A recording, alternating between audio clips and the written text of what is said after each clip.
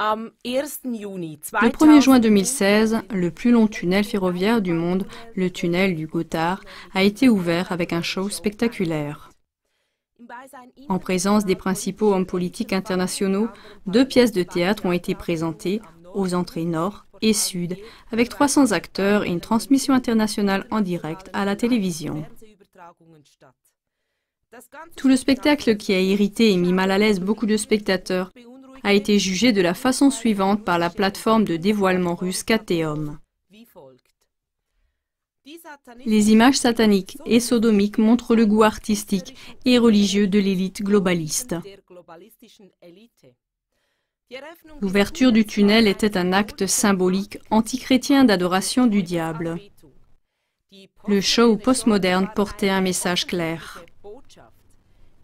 La présence des chefs d'État européens joue un rôle important. En clair, celui qui compare les cérémonies du Gothard avec d'anciennes images des rituels sataniques décrites dans la littérature occulte doit donner raison à l'observateur russe de Kateom. Ainsi, par exemple, ont été célébrées des pratiques diaboliques et ténébreuses allant jusqu'à un acte sexuel entre l'homme et le bouc nommé Baphomet. Devant ce rituel satanique, célébré ouvertement, beaucoup se posent la question suivante. Quel est le but de cela? Et qui se cache derrière? Qui sont les complices de cette mise en scène? CLA TV a fait des recherches sur cette question. Le metteur en scène principal est le régisseur allemand et ancien directeur du théâtre Neumarkt de Zurich, Volker Hesse. Le chasseur de sectes suisse Georg Otto Schmidt a joué le rôle de défendre ce rituel contesté, au lieu de suivre son devoir de protéger le public contre un tel satanisme. Quiconque s'est levé contre ce rituel de Baphomet, qu'on prétend provenir d'anciennes légendes du Gothard, était directement stigmatisé impitoyablement par Georg Otto Schmidt et ses collaborateurs comme étant des fondamentalistes chrétiens et des théoriciens de conspiration. Moritz Leuenberger, également, ancien parlementaire du Parti socialiste, s'est mis publiquement du côté de Hesse. Il ne trouve que des éloges pour la fête d'ouverture du régisseur dramaturge. Il a beaucoup apprécié la mise en scène baroque pleine de force, qui était, à certains moments, un peu grossière. Tout ce spectacle a été financé par l'État avec 9 millions de francs suisses. De l'argent de l'État, ce qui veut dire l'argent des impôts. 5 millions de francs suisses ont été investis dans l'événement qui comporte aussi les actions artistiques devant les entrées nord et sud sous la direction de Volker Hesse. D'autres sponsors majeurs étaient le SBB, Chemin de fer suisse, et le Crédit Suisse. À ce sujet, il est important de suivre les traces du Crédit Suisse, car elles peuvent donner des explications sur qui se tient derrière la promotion des rituels sataniques en public. Le Crédit Suisse a déjà une fois soutenu Volker Hesse. Une personne intéressante travaille au Crédit Suisse. Le franco-ivoirien Tidjane Thiam. Il était ministre en Côte d'Ivoire, prince, légionnaire d'honneur et un des rois de la City de Londres. Thiam, le dirigeant du Crédit Suisse, est aussi le dirigeant du Forum économique mondial, WEF. Parmi les membres de ce forum, il y a aussi François Hollande et Angela Merkel qui ont aussi participé à l'ouverture du tunnel du Gothard. Aujourd'hui, Thiam fait partie de l'élite globaliste.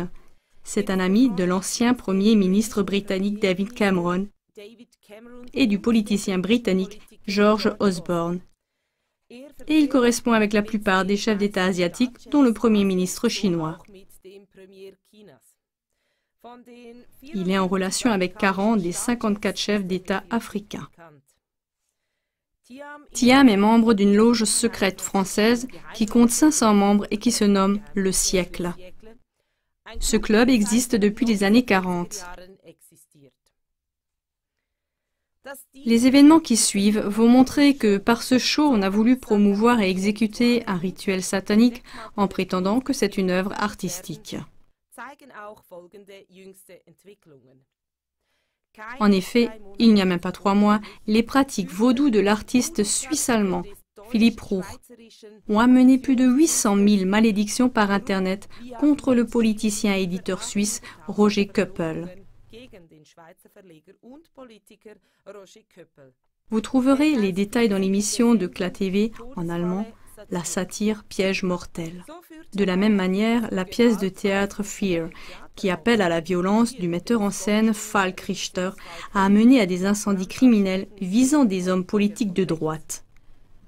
CLA TV a fait une émission en allemand sur ce sujet sous le titre « La justice base le jugement politique sur la liberté artistique ». Étant donné que les pratiques sataniques dissimulées en pratiques artistiques augmentent, on doit se dire qu'on essaye intentionnellement d'habituer le public à cela. Mais qui a l'ambition de faire quelque chose d'aussi abominable? Beaucoup de citoyens se posent la question.